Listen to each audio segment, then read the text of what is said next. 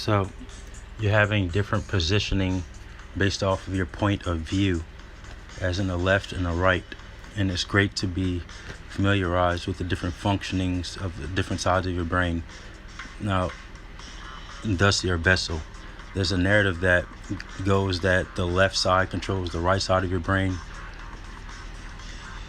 Genuinely, as from my experience, they lie about our vessels and how we operate.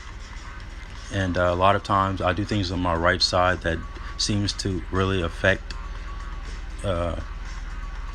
my right brain, but that's something to be getting familiarized with, the different sides and functionings and positioning of different structures and thus functioning. Now, I do know if you're laying on your right side, you're going to be activating a lot of these right brain functions. And if you're sleeping on your right side, you'll notice a pattern of how wild your dreams get and how different ways that can affect your perception of what's actually occurring, occult, oculus, your eye, occipital lobe. So if you're laying in your left side, you'll notice that you're more thinking more logically. You're able to so-called figure things out in that sense, in those parameters. And if you're laying in the middle, what'll happen, so when you're sitting upright, all these different positionings, whether you're upside down, it's like a gyroscope. Someone says true north. What is true north? Is based off of where you're positioned.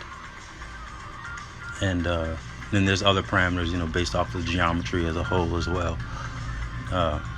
These are just different examples. And it's also to be aware of comparison, because there's charts and things that can be told to us that are inaccurate. Some charts may be more accurate. But to get the overall sense and comprehension. So the term brain is also having ra-in, which is the root word for ra-in-bo, brain bow. Like that's the main processing center.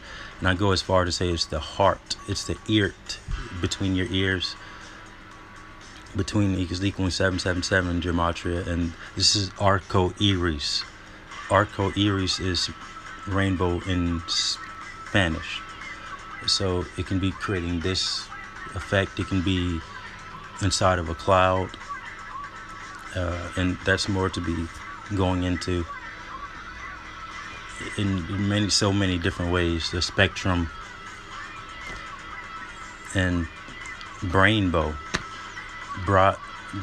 Ra-in-bo, brainbow.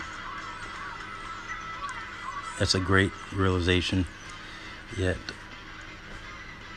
there's different ways that it can be manifesting.